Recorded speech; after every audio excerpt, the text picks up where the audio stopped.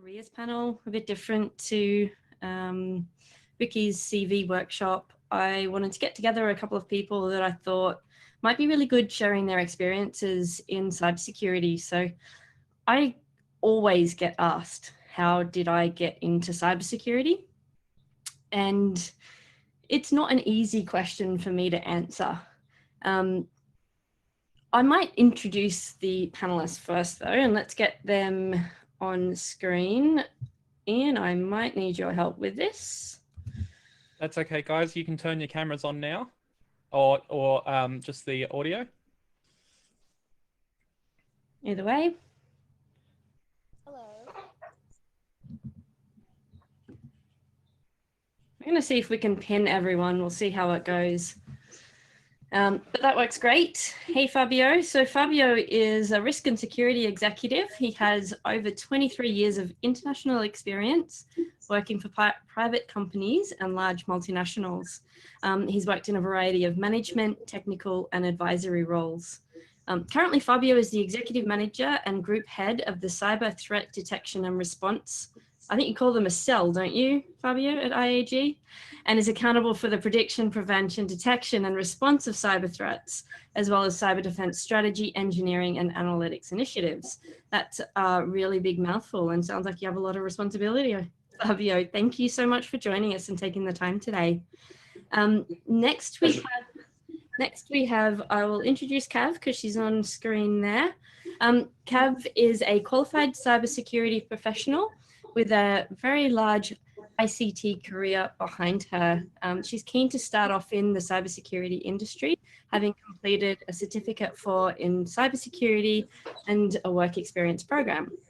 She's currently on a continuous learning path amid all of our current situation and relying on online resources for upskilling in cloud computing, threat hunting, among others. She'd love to call herself an intellectual omnivore, a travel enthusiast, which might be a little hard at this time, a minimalist in the making. Maybe we can have some KonMari discussions as well, and a fan of cricket, dislikes Vegemite, we'll agree to disagree, and a huge believer of common sense. So thanks, Cav, for joining us. And we also have on the line here too, where is Helen. So Helen comes from a website and computer networking background. She's interested in analysis engineering and making new things since childhood. In 2017, she helped found the UTS Cybersecurity Society and became the leader of that club in 2019. She now works in information security at EY, is active as a creator artist in the online fanzine community, and just started making original games with her friends. She says it's not about how long you spend at uni, but what you do to show you're different. Unfortunately, though, the graduation ceremony that she was meant to have this year has been postponed, so hasn't yet graduated. Thank you, Helen, for joining us. Good to be here. You might want to speak up a little bit, Helen. Get a bit closer to the mic, maybe. Is this better? A little bit. Okay. So I always get the question asked of me, how did I get into cybersecurity and what advice do I have for people? And really, that was a long time ago for me now. And the way that I got into cybersecurity wasn't exactly conventional. And yeah, there we go. My dogs are Zoom bombing me. So I don't really feel qualified to give advice on that, as the way that I got into cybersecurity, I was working as a tech support analyst for a dial-up internet company. And a girl that I met at my fire twirling club told me that her company was hiring someone to take on a role supporting PKI infrastructure. And I had no idea what PKI infrastructure was. I probably still don't. But I knew I was tired of telling people how to unplug their telephone line and plug it into their modem. True story of having someone send me a picture of their Omega zip drive that they thought was their modem. So it was a little bit of a frustrating career. So I went for the interview and I got the job. And lucky for me, I was able to move upwards, sideways, backwards, and up again to get where I am now. I have done a lot of different areas of cybersecurity. I've done auditing, ethical hacking, as we used to call it back in the day, PCI DSS, lots of random things, and then finally ended up in incident response. But most of that has just been through what I think is luck or sheer chance. I'm not sure if that's still happening today. So my first question is to Fabio, is how did you come to enter the information cybersecurity field? And did you take a usual path, or is it something similar to mine? Yeah, thank you. Given the time being in cybersecurity, I'm not sure how much this is relevant these days, but I started in the network department because back in the days, security was just a component of either the network department or the system administrations. We didn't have a security officer or a cybersecurity per se back in the days. I've always been a big fan of security since around 2000 with Calto Dead Cow and the Corifies. As soon as I discovered the tool, it was just in my mind, this is what I want to do for a living. So it's actually been slowly moving through, I guess, various IT departments from back in the days, 33.6K modems, telephony and PBX, moving into data networks and managing switch and routers for big companies. Then moving into IT and system engineer, do a bit of project management, IT project management, software development. And then ended up around early 2000, where big and large organization, at least in Italy, they were starting forming security function, ended up working in the security department. Interesting enough, I got a call one day saying your computer is full of viruses, but they're not active. And my response was, yeah, because I just need storage because I'm studying them, because I want to write my own. And so they asked me, well, stop working for the network department, come working in security, because now we do this for a living. So that was a very, very cheerful day for me. When I relocated to Australia, it's been technical security, doing SOC type of work, and then moving into consulting, advisory, architecture, and management. Most of the time, my career has been, I've been lucky enough for a manager, a mentor, or a senior person to sort of guide me as the next step. My recommendation will be for people that are getting into the career right now to start build your own 5 years path and where you want to be, because your next step might not necessarily be where you want to be in the future. It can be just a mean to get there. Yeah, thank you. I think mentioning the mentor is a really important part as well. I've had a lot of mentors over my career too, and they have definitely helped me. The other point that I wanted to have a little laugh at was the cult of the dead cow. And you know, I pretty much got into this through IRC as well. Even maybe a shout out to Pattis if he's actually watching, who sent me back orifice, I think it was, and he sent me a driver file and told me I needed to install it on my computer. And I trusted him and I did. And that was probably what got me into this career. So Helen, you've recently graduated from UTS. I met you last year when you were still an intern. You've started working full-time this year with EY in their information security practice. So congratulations, that is pretty amazing. Your degree was based in engineering with majors in networks and security. When did you know you wanted to focus on cybersecurity? Was that at uni or was that before? So I actually didn't think that security was something I could do as a career. My friend in high school was the MIRC fiend who brute forced our Wi-Fi password. And I watched her do that, and it was a GUI tool, and I thought, oh, okay, that's a bit easy. That's not exciting at all.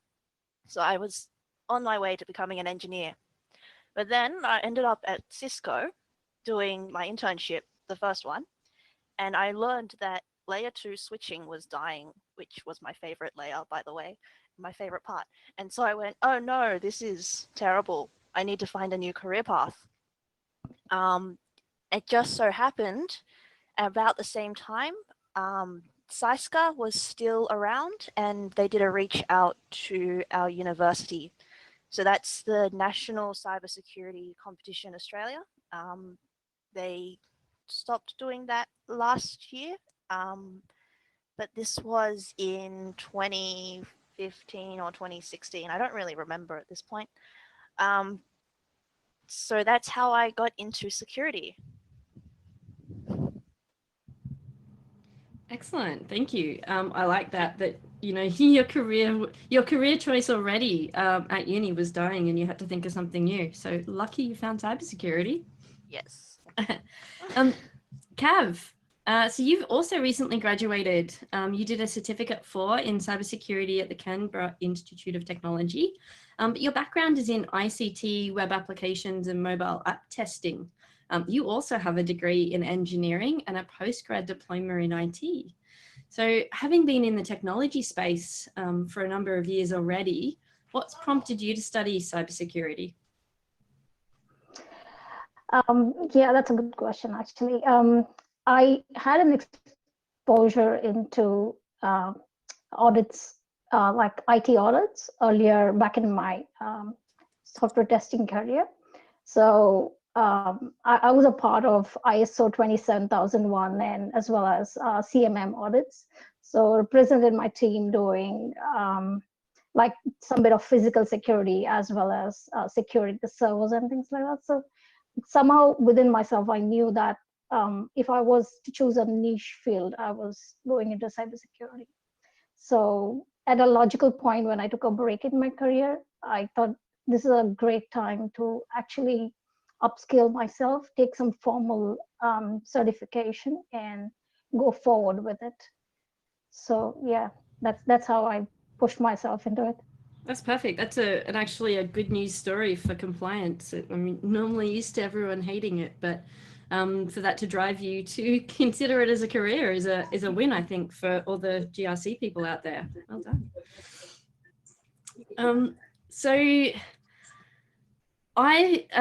again, my career has been a little bit different to what a lot of people's career would be these days. I started out in one company that ended up being 5 different company names and around 6 or 7 different roles. But that was over about 12 and a half years. And I was with that company, which ended up being Verizon, for quite a long time, which is very unusual today. I did get to move around in many different areas, as I talked about earlier, and ended up in their Verizon, the risk team, doing IR. So I've stayed in IR for a little while now, but moved to a few different companies. I'm going to start with Helen. You did a couple of internships throughout your degree, and I keep getting asked, you know, how do I go about getting an internship? And given that I dropped out of my microbiology university degree after year 2, I never actually went through an internship. So how did you go about finding your internships, and were there any challenges that you faced getting an internship in cybersecurity? So I think the main thing which I realized was that there's kind of like 2 parts to it. One is the fact that you need to find a company that will be willing to take a chance on you and teach you everything. And then the other part is yourself. So when I was looking for the first internship at Cisco, that was very hard on me because all these mental health issues and the stress of having to find an internship, and just getting rejections and thinking maybe I'm not good enough, or just not really understanding how the process works, because it is a process when it comes to big companies. And then the other part is the companies themselves. So I've noticed lately that a lot more cyber places are doing internships, which is lovely. But when I was looking for internships, there weren't really any cyber internships. And the first one was networks, and the second one I did was digital forensics, which was not the incident response type. It was the other type. So what I did, I really, it was all about conquering my own insecurities and my own like feelings, and just getting out there and seen by employers, because employers don't know you exist, and I don't know they exist either. And you just need to go out to events or just do conferences like these, and then you'll learn about more companies, and then you can talk to people from those companies and see what they're looking for, and then you can sort of learn that kind of stuff that they're looking for, and just get yourself on the path to becoming someone who knows that stuff, and then they'll see that you're doing it and they'll take a chance. That's really excellent advice, Helen.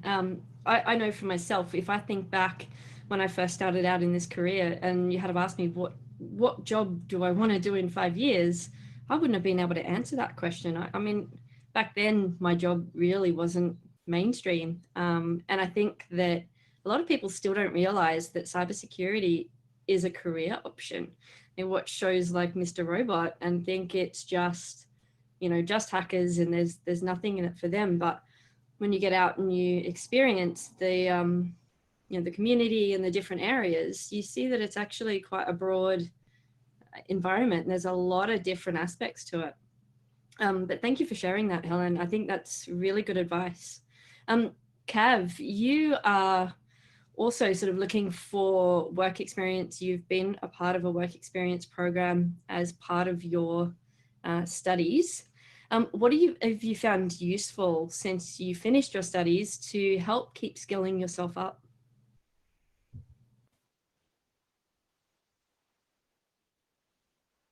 You're on mute, Cav.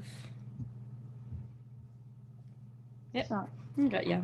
yeah, I've been actively involved in attending meetups and catching up with the professionals as well.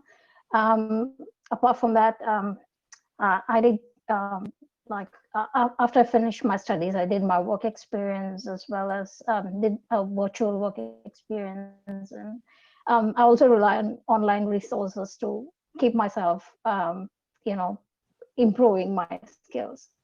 So that's how I keep going with it. So I think it's like Helen mentioned, it's pretty essential to network and go to the meetups and learn what is trending, understand what companies are expecting, as what skills they are looking for and things like that. So that kind of helps me with what I need to keep myself, you know, interested in, and also start learning. So I'm also looking at a couple of things like cloud computing and CISSP certification and things like that. So yeah. Yeah, it can be hard to keep up the motivation sometimes, can't it? All right. It's you know, when you're having to pick some studies on your own, it's not always easy. So yeah, I commend you for, you know, choosing some areas and sticking to it and looking to keep upskilling yourself. Meetups are very important as well. I think this has been echoed a few times over the last few days, and certainly at lots of different conferences that I've been to as well. So Yeah. on the set, sorry. go ahead. Yeah, and also the challenges like the SANS hack challenge or the or the wire challenges. Those are very interesting. Yeah, definitely. And they just help you keep improving. Yeah, get together with some people and do a capture the flag. You don't need to do it on your own. It can be a little daunting when you're on your own and you can't even complete the challenges created for 14-year-old kids. You know, that's what my friends told me anyway. So getting a chance in cybersecurity is pretty hard. I think everybody knows that, even if you're in cybersecurity. There are lots of jobs advertising for senior positions or positions requiring 5+ years. So how do you get that experience? It can be quite daunting for job seekers. So Cav, your interest lies in the blue team area. So during your studies at Canberra IT, did you get any exposure to blue team experiences or internships? Yeah, I mean, that was interesting, actually. I was more inclined towards blue teaming, probably because of my analytical skills. I can say I was more catching up on log analysis and things like that. So I got really good opportunity with participating in CDF as a blue teamer. So I think winning that was like giving me more confidence that, yeah, I think I'm cut out for that kind of Nice. incident Congratulations. response and blue teaming activities. Yeah, perfect. That's awesome. Fabio, what are the key things that you think a team needs to have in place to be able to successfully bring on junior staff and train them up? I know that's not as easy as some people might think it is. So if you were going to do that rather than hire an already skilled professional, what would you look for? Yeah, I think as a team, you need to have certain capabilities in place in terms of the right level of technology, the right level of process and procedure in place, but also already have a level of mid and senior people that can actually take these junior staff on a journey. I don't think there's a lot of value in getting junior people and use them as data input to tools, because they're not going to take the opportunity at the best as a learning opportunity. So you need to have already something in place. So the work that be commissioned for the junior people, chunked enough in size that are doable for them, still giving some level of stretch, some level of challenge, so they can think outside the box and understand what it's going to take to get there. But definitely you need to have mid and senior people that can actually pass on knowledge and actually have the opportunity to take the time to do it, because it takes time.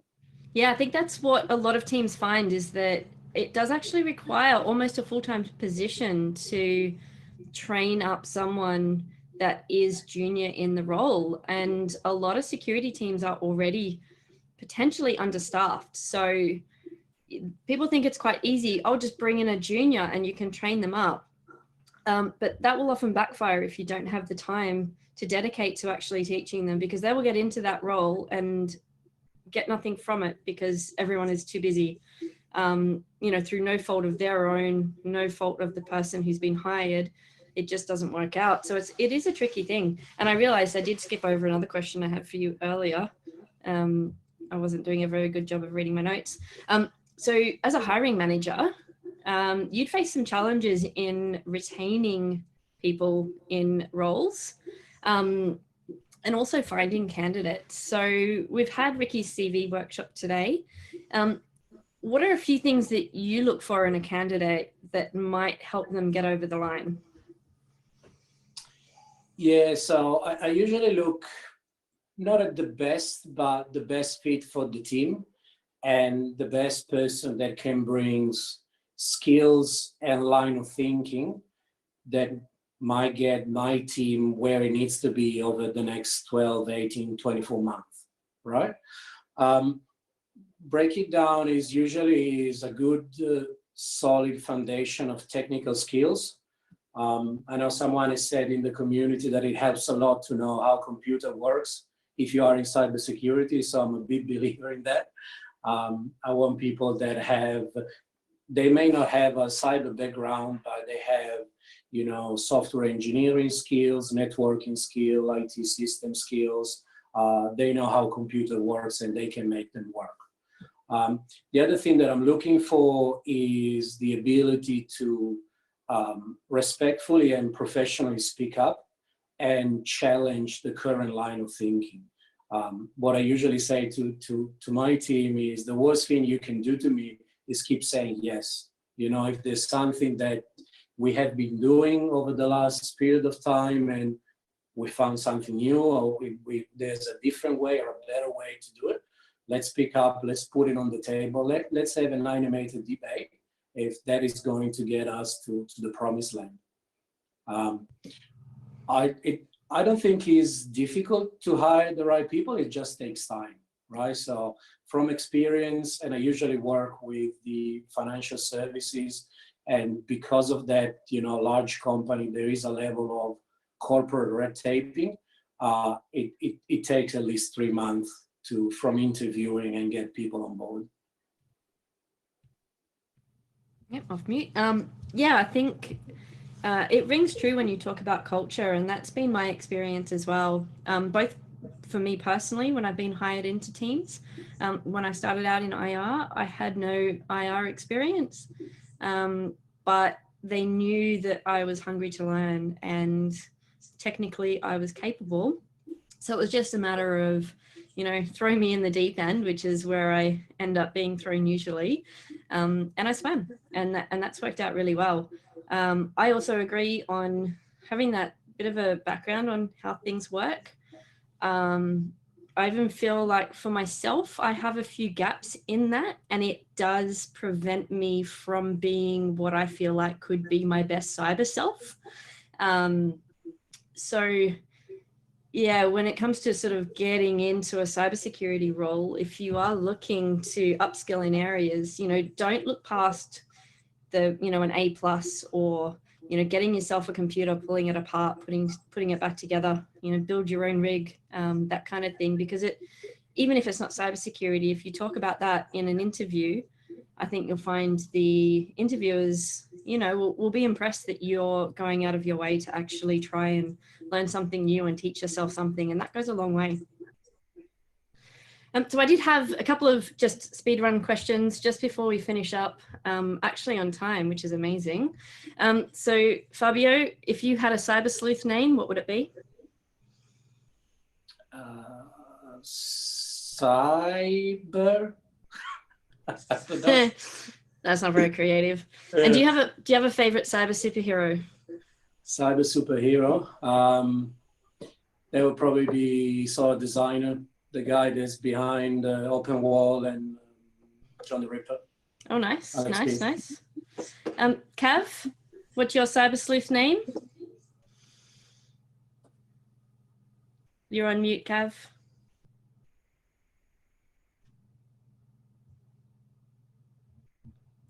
Yep. Yeah, not really, haven't thought of it. You haven't thought of one? What about, who's your favorite cyber superhero? No. I'd say Batman. Batman? Nice. Good call. And Helen, what's your cyber sleuth name? I wouldn't say that on public record. All right, yep, for OSINT. And who is your favorite cyber superhero? Not really cyber, but I do like Grace Hopper, who is badass. Yeah, nice. So I talked to Ian earlier. For everyone out there on Slack at the moment, I am going to do a giveaway for some ComfyCon merch. If you can guess who my favorite cyber superhero is, and so this is a fictional character. I'm going to go until, I'll let the, maybe someone start a thread, and we'll go until dinner break and maybe see if anyone can guess it up until the dinner break, and whoever wins, I will send some ComfyCon merch to. But for now, thank you so much, Fabio, Cav, and Helen, for joining me. I hope that everybody's found that useful.